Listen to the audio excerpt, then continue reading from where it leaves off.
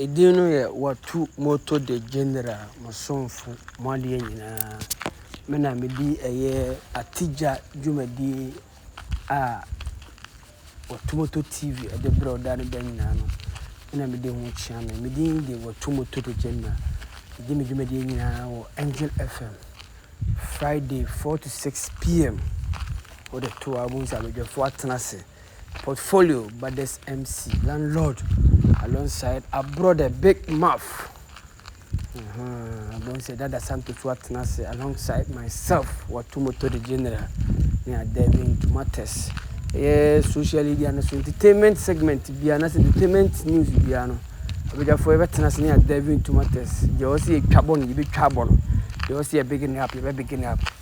You see a man who's the oil, so many who the oil. What I say. Uba social media and social from day one, you command every seen. That's what Motor General. Now we acquire when you go to our Kumasi to Accra. We know I think I'm free Accra about Kumasi. Me and I'm a steer and cheap. Me and I'm a come speed. Me and I'm a control steer. Me and I'm a accelerator down. Me and I'm a baby. I say.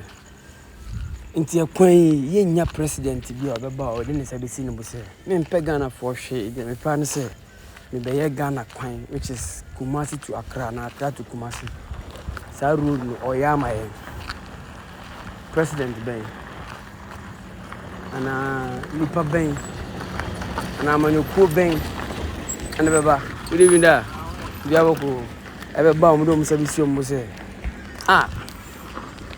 yenhwe sa kwan we firo Accra to Kumasi.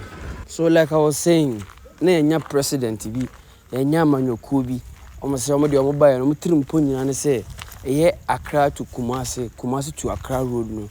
Omo baye no flyover, omo baye no ade half four like omo unity mamufo no omo baye sa kwan na maye. Because yetimi nya obi say manyoku say president we know the necessity to say me yes how kwan we are. I think say Ghana for but that's independence papa. Say amanyoku so Ghana but that's amanyoku na because sa kwan we the Ghana for burden.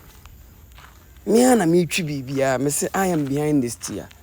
Jack, sa kwan we nyame de wo kono do bedura. Asida. Because my brother man, say we anadwo na wo kono say wo da you are dead because photos e gu kwan so no.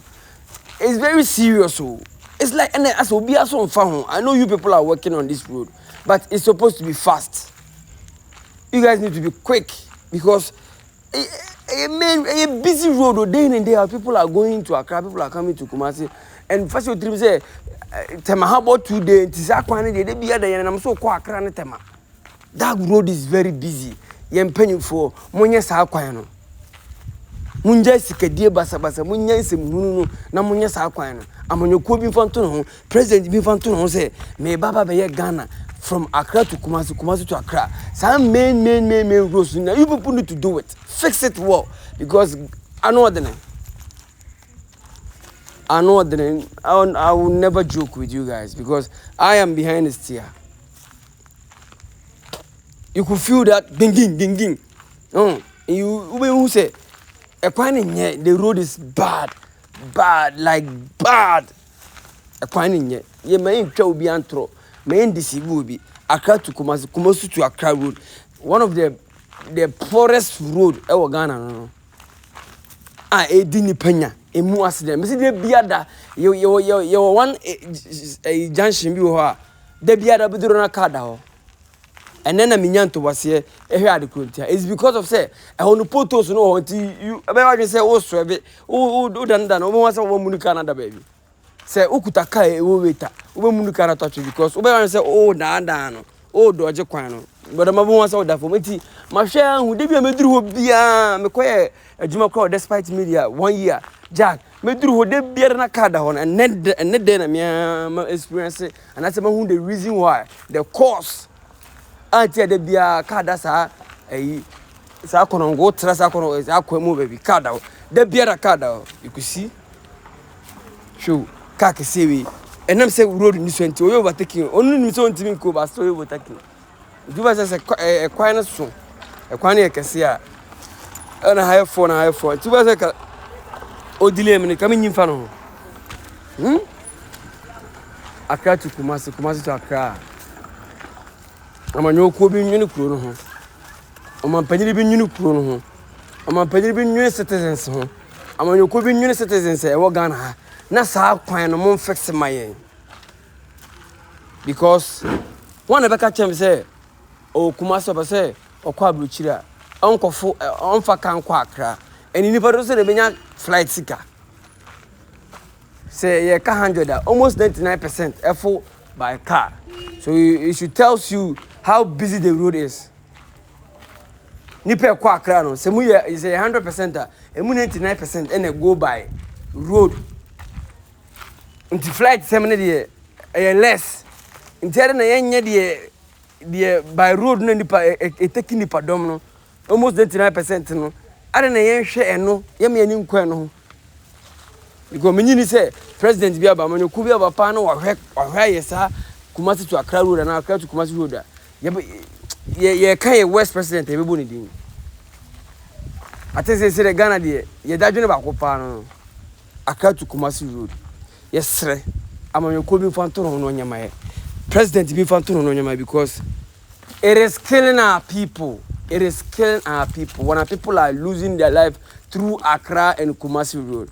That road is very bad. Make nobody lie you. I myself, I said like I said earlier, I am behind the steer. I am driving by myself. Nobody is driving the car. I am driving by myself. And you could see how bad the road is. A lot of potholes. And if you walk across on your potholes, if you are a manhole, if you are a amana. My goodness, Jack. Mrs. Say, I am not quite so I'm na me ya assumption bi say it is year kwen na kaya na be 1 and you must say 11 12 1 I sum me am nim say kwan we so e sum kabiribom na ye kana ye kwan we we na hu ni say no lighting san gusu when a lighting system is very poor because say kwan we say me nam so na do a kambo Jack hu papa si nyame timi do ko Kumasi Accra no ebeduru a yankopon say how man because that road is like bonsam jam is like hellfire make nobody lie you muhuma obo potos obo manholes amrani bia ya kakra te say Ghana guess ni bito Jack ubutani suru bisu timbo amna bi mbaka say ukoboko fie na watu samana Jack na msisi oye driver ya open na uboma wenya accident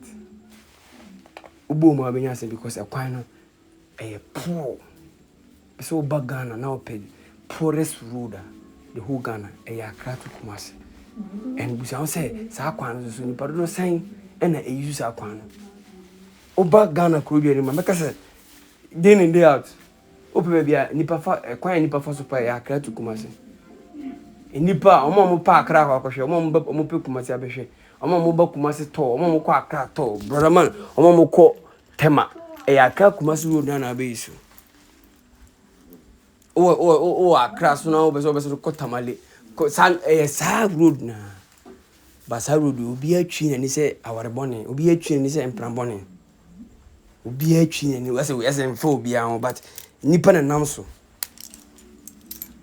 ebere na akonfo enko gina kwa because akonfo nim say ekwan na yente den a untimi for top speed enam so da bia obo brakes nya da nti akonfo no so ehu say ene enko to say ekwan ekwadwo say akonfo bia say akonfo nim say half fly over gukwan so a big man onko te kwan because say hey I'm for the top speed neighbor udi agro bia bo wato atwene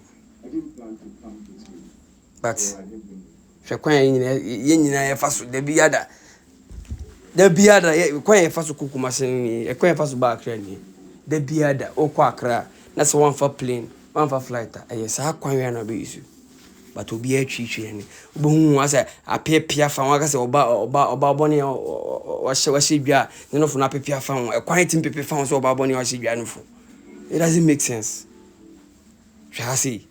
What is an same no my ade. But obi a twin we have leaders. You uncle former Kumua, me a president, me a vice president, me a minister of roads. What is he doing about this one? Minister of roads. And then we have Kumasi Accra, quite. Minister of roads. Said you wrote me through there. You be celebrated. You are able, you be celebrated.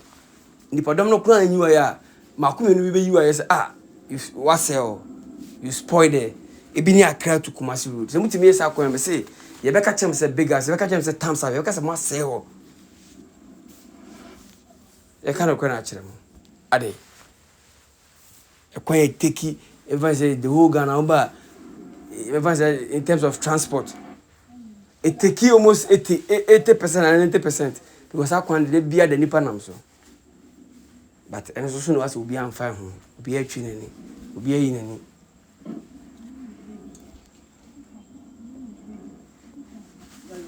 be a twin be a yin as em for be am. Bro. This is a wa kuta o kan bi na nam kwano so and I go say hey as my brother my can serious.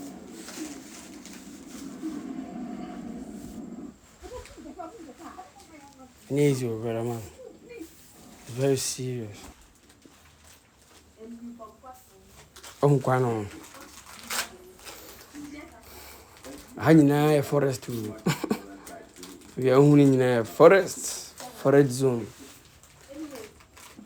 The beer forest zone. Upompo. I did asema to do as if it's upompo berry. If it's upompo faso. Okwa Accra haya na befa. Obo Kumasi haya na befa. Asema to upompo berry.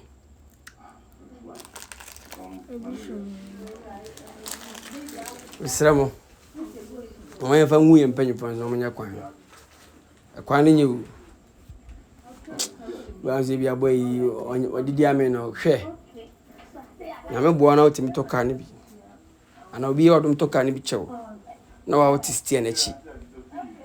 Undi VIP drivers. Undi 2MS express undi do matem da.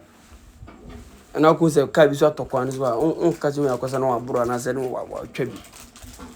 Wa mo se kwan so nyame de kono do bidu a eno asembo fro nyame ase wa ma because enye easy the kwan deadly mia mafaso mia na mtistia nechi mia na mi nimija ameton na mi se na shimefa kwan ne wa odi enfa bibi antanche kwan ne wa ebi the 4 hours ebi the 5 hours ene ko na kwan we pa ye hwe ne enye erade demu ye ntie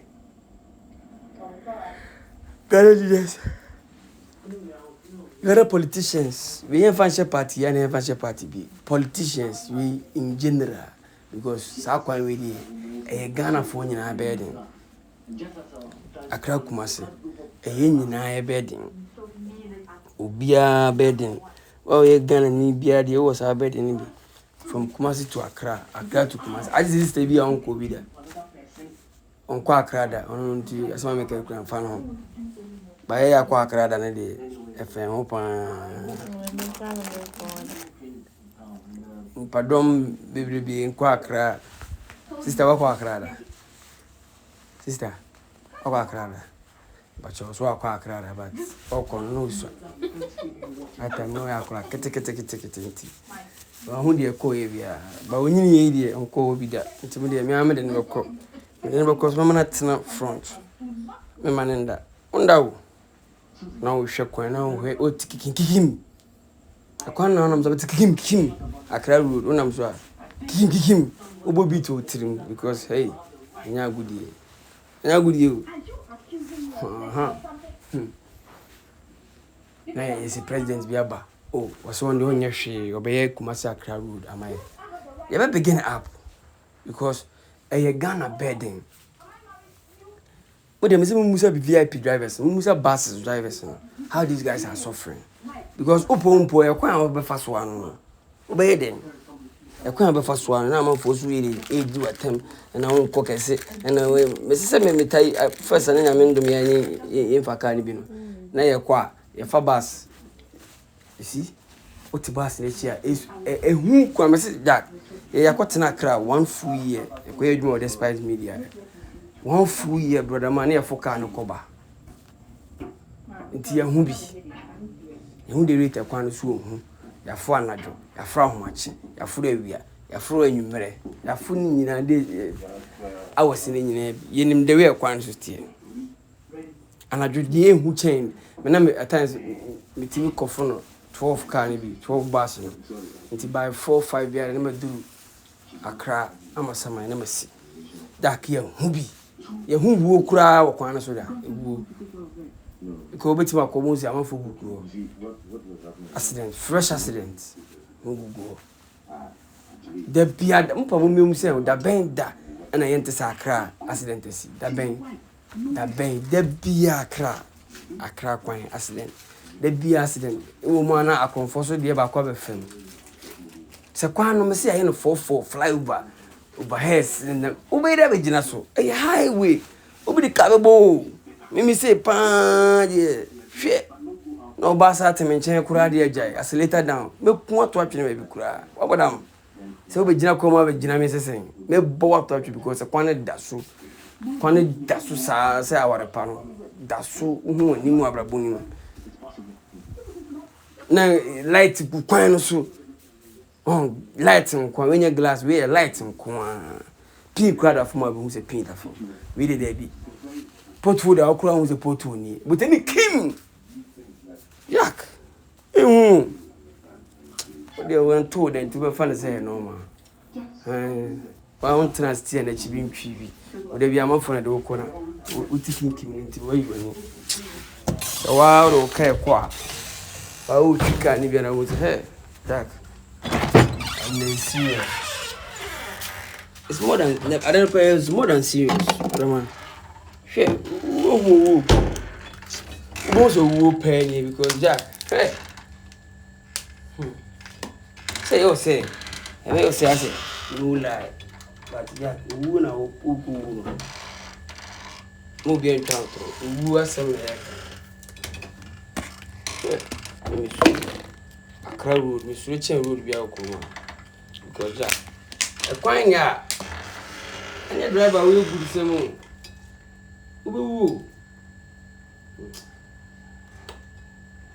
But I'm near Fafia, you be a dead person because Jack, a quining ye, a quining and a lighting system, sign your quantity. A woo, Sakanam Swa, a woo, a death warrant our sign. You be a TVC. Accra Kumasi, I'm so be TVC because I know me who can have him. Shining soon. In whom will be a make up fact.